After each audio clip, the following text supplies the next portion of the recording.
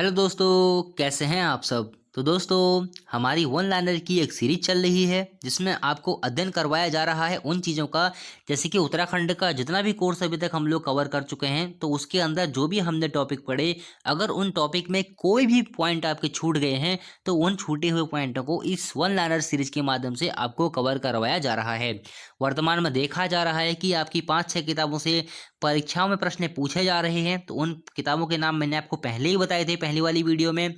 तो उन किताबों के अंदर जितने भी छोटे मोटे प्रश्न हैं उन सब को यहाँ पर कवर करवाया जा रहा है। और दोस्तों, यहाँ पर जितने भी आपको प्रश्न मिलेंगे सारे प्रश्न नए मिलेंगे। यहाँ पर हम लोग पुराने प्रश्नों को रिपीट नहीं करेंगे। जैसे पवार काल हमने पढ़ा, चंद काल हमने पढ़ा, ब्रिटिश काल हमने पढ़ा, गोरखा काल हमने पढ़ा, उत्तराखंड के आंदोलन हमने पढ़े, उत्तराखंड की जनजातियां हमने पढ़ी, उत्तराखंड जिला सीरीज हमने पढ़ी। काफ़ी सारी चीज़ें हम लोग कवर कर चुके हैं। तो उन्हीं के अंदर अगर कोई चीज़ें आपकी छूट गई हैं तो उन सारी चीज़ों को जो जो आपकी छूटी हुई हैं उनको इस वन लाइनर सीरीज के माध्यम से कवर करवाया जा रहा है।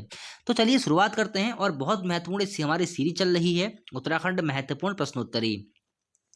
पहला प्रश्न है, श्रीनगर को लोग पहले किस नाम से पुकारते थे। तो देखिए, बाजार नाम से पुकारते थे। वर्तमान में दोस्तों ऐसे प्रश्न एक दो दिख जाते हैं एग्जाम में जिनकी आने की संभावना बिल्कुल नहीं होती है एग्जाम में। तो याद रखेंगे, श्रीनगर को लोग पहले किस नाम से पुकारते थे। आपका उत्तर क्या हो जाएगा? बाजार नाम से। दूसरा प्रश्न है, मुस्लिम लेखकों के अनुसार कालसी के स्तूपों, देव मंदिरों का विनाश किसने किया था। तो देखिए, 1254 में सुल्तान नसीरुद्दीन के द्वारा कालसी के स्तूपों और देव मंदिरों का विनाश किया था। ये महत्वपूर्ण प्रश्न रहेगा आने वाले एग्जाम के लिए। तीसरा प्रश्न है, देहरादून से शुंगकालीन मृण मुद्रा प्राप्त हुई है, इसमें देहरादून का क्या नाम अंकित है। तो मोस्ट इंपोर्टेंट दोस्तों क्वेश्चन है, क्या नाम अंकित है? द्रोणी घाटे। द्रोणी घाटे है, ये घाटी नहीं है, द्रोणी घाटे। अगला प्रश्न है, देखिए पहली बात तो यहाँ से महत्वपूर्ण इसलिए भी है क्योंकि मुद्राएं जो है शुंगकालीन है और कहाँ से प्राप्त हुई हैं? देहरादून से प्राप्त हुई हैं। और इसमें नाम क्या अंकित है? द्रोणी घाटे। चलिए ठीक है, देख लेते हैं अगला प्रश्न चौथा।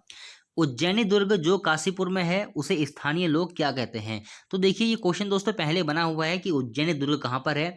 तो आपको याद रखना है, जो उज्जैनी दुर्ग है वो कहाँ पर है? काशीपुर में। उसे स्थानीय लोग क्या कहते हैं? भीमगदा। इन सारी चीज़ों के बारे में डिस्कस मैं आपसे पहले कर चुका हूँ। उज्जैनी दुर्ग कहाँ पर है, किससे संबंधित है, वो हमारे डिटेल में था। डिटेल में हम लोग इन सब चीज़ों का पहले अध्ययन कर चुके हैं। तो यहाँ पर हम लोग ज़्यादा डिटेल में नहीं जाएंगे, सिर्फ वन लाइनर की तरह क्वेश्चनों को पढ़ेंगे। जहाँ पर मुझे लगता है कि अगर मैंने आपको कोई चीज़ पहले नहीं समझा रखी है उस चीज़ को मैं आपको जरूर ही समझाऊंगा, अगर मैंने वो चीज़ें आपको पहले नहीं समझा रखी हैं। पांचवा प्रश्न है, गोपेश्वर में सर्वप्रथम विद्यालय की स्थापना किसने की थी। तो देखिए, गोपेश्वर में सर्वप्रथम विद्यालय की स्थापना किसने की थी? 1948 में गीता स्वामी ने।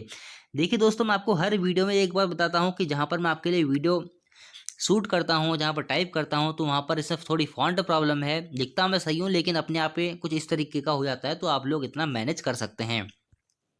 चलिए अगला प्रश्न देख लेते हैं, छठा प्रश्न। छठा प्रश्न है, टिहरी में शारदा भवन पुस्तकालय की स्थापना किसने की। तो देखिए, ये की थी कीर्ति शाह ने। कब की? 1916 में। किस चंद शासक ने कत्यूर घाटी में, यहाँ पर नए कर लेंगे, किस चंद शासक ने कत्यूर घाटी में बद्रीनाथ मंदिर की स्थापना की। तो ये की थी ज्ञानचंद ने। मोस्ट इंपोर्टेंट दोस्तों प्रश्न है, बिल्कुल स्किप नहीं करेंगे। यहाँ से आपको एक भी प्रश्न स्किप नहीं करना है, सारे प्रश्न आपको याद रखने हैं क्योंकि मोस्ट इंपोर्टेंट हमारे ये प्रश्न हैं। संभवतः अशोक ने सर्वप्रथम उत्तराखंड में बौद्ध धर्म के प्रचार हेतु किसे भेजा। देखिए, लगा तो है संभवतः, लेकिन ये प्रश्न बहुत महत्वपूर्ण है। हो सकता है दोस्तों आपको आने वाली परीक्षाओं में ये प्रश्न देखने को मिले कि अशोक ने सर्वप्रथम उत्तराखंड में बौद्ध धर्म के प्रचार हेतु किसे भेजा था। तो उत्तर क्या हो जाएगा आपका? मध्यम। चलिए ठीक है, अगला प्रश्न, नवा प्रश्न। वर्तमान में उत्तराखंड में मनाया जाने वाला फूलदेई त्योहार प्राचीन समय में किस देश में मनाया जाता था। तो ये मनाया जाता था रोम में। इंपॉर्टेंट क्वेश्चन है। 10वां प्रश्न है, शंकर गुरु द्वारा पवार काल में वास्तु शिरोमणि ग्रंथ की रचना कब की गई थी। तो देखिए, पहली बात तो यही प्रश्न महत्वपूर्ण है कि जो वास्तु शिरोमणि ग्रंथ था इसके रचनाकार कौन है। तो आपका उत्तर क्या हो जाएगा? शंकर गुरु। और देखिए, 1619 ईस्वी में शंकर गुरु के द्वारा वास्तु शिरोमणि ग्रंथ की रचना की गई थी।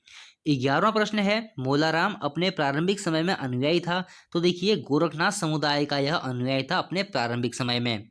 ये क्वेश्चन दोस्तों महत्वपूर्ण है क्योंकि देखिए, अगला प्रश्न भी हमारा मोलाराम से संबंधित रहेगा। देखिए, मोलाराम अपने अंतिम समय में अनुयायी था मनमत पंथ का। तो ये देखिए मतलब शुरुआती समय में और अंतिम समय में ये आपका जो अनुयायी रहेगा मोलाराम, तो यहाँ पर से दोस्तों प्रश्न बन सकता है गोरखनाथ समुदाय और मनमत पंथ का, दोनों ही आपको याद रखने हैं। आने वाली परीक्षाओं के लिए महत्वपूर्ण प्रश्न है। 13वां प्रश्न है, गुरु नानक जी करतारपुर से नानकमत्ता कब आए? तो देखिए ये आते हैं सन 1529 में। बहुत महत्वपूर्ण दोस्तों डेट है ये। हो सकता है आपको आने वाली परीक्षाओं में ये प्रश्न देखने को मिले कि गुरु नानक जी करतारपुर से नानकमत्ता कब आए थे? तो 1529 में। अब देखिए गुरुवाणी में गुरु नानक जी की इस यात्रा को तीसरी उदासी के नाम से जाना जाता है। यानी कि जब गुरु नानक जी करतारपुर से नानकमत्ता आते हैं तो उनकी इस यात्रा को तीसरी उदासी के नाम से गुरुवाणी में मतलब बताया गया है कि जो इनकी तीसरी यात्रा थी, जैसे कि इन्होंने तीसरी यात्रा करी, तो गुरुवाणी में इस यात्रा को तीसरी उदासी के नाम से जाना जाता है। तो याद रखेंगे, ये दोस्तों क्वेश्चन बन सकता है एग्जाम में। 14वां प्रश्न बहुत महत्वपूर्ण है, अवध के किस नवाब द्वारा गुरु गोविंद जी से प्रभावित होकर नानामत्ता क्षेत्र की भूमि को उन्हें भेंट स्वरूप दिया गया? तो नवाब मेहंदी अली खान ने, मतलब कि जो अवध के नवाब थे मेहंदी अली खां, वो काफ़ी प्रभावित हुए गुरु गोविंद जी से और प्रभावित होकर उन्होंने नानामत्ता क्षेत्र की भूमि को गुरु गोविंद सिंह को भेंट किया। तो ये किसी किसी जो किताबों से जहाँ से वर्तमान में परीक्षा में प्रश्न बन रहे हैं उन्हीं किताबों में ये सारा डाटा लिखा हुआ मिलता है। अपनी तरफ से दोस्तों मैं कुछ ऐड नहीं करता, ना मैंने कोई रिसर्च सेंटर खोल रखा है। जो भी किताबों में लिखा गया है मैं सिर्फ आपको वही पढ़ाता हूँ, क्योंकि बाद में आप लोग कमेंट करते हैं कि आपने ये नहीं बताया, वो नहीं बताया, किसी का सन बताया है, किसी का सन नहीं बताया है। अब जितनी जानकारी किताबों से मिल रही है उतनी ही जानकारी मैं आपको दे पाऊंगा, क्योंकि देखिए एग्जामिनर भी आपसे सवाल किताबों से ही पूछता है, तो जो किताबों में लिखा है वही आपसे एग्जामिनर पूछेगा। वो भी कोई रिसर्च करके क्वेश्चन को नहीं लाता है, वो किताबों से ही क्वेश्चन उठाता है और वैसे ही आपसे पूछ लेता है। तो देखिए ज़्यादा इन चक्करों में आप लोग पढ़िए मत कि ये नहीं बताया, वो नहीं बताया। जितना आपको बताया जा रहा है वो बहुत ज़्यादा आपको बताया जा रहा है, आपको बस इतना याद कर लेना है। 15वां प्रश्न है, बद्रीनाथ में बद्रीनाथ जी की मूर्ति किस आसन में है? ये आसान नहीं होगा, आसन होगा।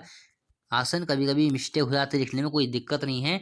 तो बद्रीनाथ में बद्रीनाथ जी की मूर्ति किस आसन या मुद्रा में है? तो ये है पद्मासन में। ऐसे क्वेश्चन दोस्तों कभी कभी बन जाते हैं, फिर आप लोग बाद में पछताते हैं कि काश पढ़ लिया होता। याद रखेंगे। अगला प्रश्न है, मसूरी को अंग्रेज अधिकारी हियर से ने 1811 में खरीदा था, जिसे उसने ईस्ट इंडिया कंपनी को 1812 में बेच दिया। ये क्वेश्चन दोस्तों अभी हाल ही में बना हुआ था एग्जाम में।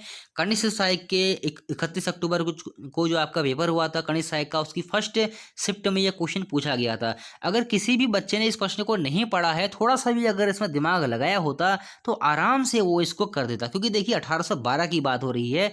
अधिकांश बच्चे इसमें उत्तर लगा के आए थे नैनीताल, लेकिन देखिए अंग्रेजों ने नैनीताल की खोज तो कब की थी? 1841 में। 1841 में, तो 1841 में खोज की थी, बात हो रही है 1812 की। तो यहाँ पर नैनीताल तो हो नहीं सकता था। और देखिए अगला शायद ऑप्शन था चमोली था, कुछ ऑप्शन, कुछ शायद और भी एक ऑप्शन था, तो वो देखिए मसूरी ही उसमें फेमस था। तो देखिए यहाँ पर से थोड़ा सा भी किसने दिमाग लगाया होगा तो उसका जरूर ये प्रश्न सही हुआ होगा। तो देखिए ये क्वेश्चन आने वाले एग्जाम के लिए भी आपको महत्वपूर्ण रहेगा, क्योंकि हो सकता है आने वाले एग्जाम में ये क्वेश्चन दोबारा बन जाए, तो याद रखेंगे। अगला प्रश्न है 17वां, चंपासर हिमनद कहाँ पर है? तो ये हो जाएगा चमोली जनपद में। 18वां प्रश्न है, महाभारत के आदि पर्व तथा वन पर्व में हरिद्वार का नाम क्या है? तो गंगा द्वार। ये दोस्तों क्वेश्चन बन जाते हैं कभी कभी। आप सभी लोग जानते हैं कि गंगा द्वार किसका उपनाम है? तो हरिद्वार का उपनाम है। कभी कभी ऐसे पूछ लेता है कि गंगा द्वार का जो ये उपनाम है वो किसमें दिया गया है? तो याद रखेंगे महाभारत के आदि पर्व तथा वन पर्व में।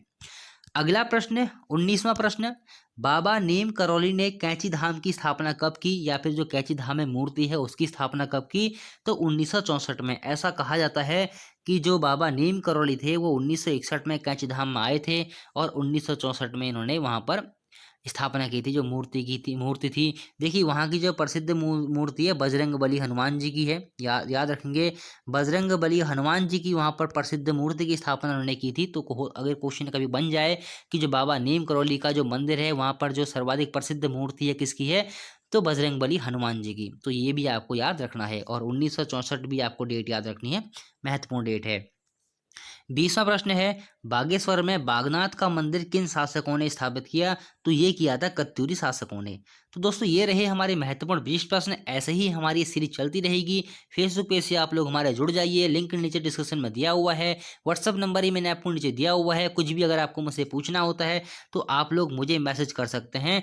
देखिए दोस्तों, ये सीरीज हमारी कंटिन्यू चलेगी जब तक हमारे सारे प्रश्न कंप्लीट नहीं हो जाते। तो दोस्तों मिलते हैं अगली वीडियो में। आज के लिए इतना ही। अगर वीडियो पसंद आई हो तो लाइक कीजिए और चैनल को सब्सक्राइब कीजिए और फेसबुक पेज से जुड़ जाइए आप लोग जरूरी, मतलब वहाँ से आपको नई नई जानकारी मैं देता रहता हूँ। और व्हाट्सअप नंबर आपकी सहायता के लिए है। आपको कुछ पूछना हो तो आप लोग मुझे मैसेज कर सकते हैं।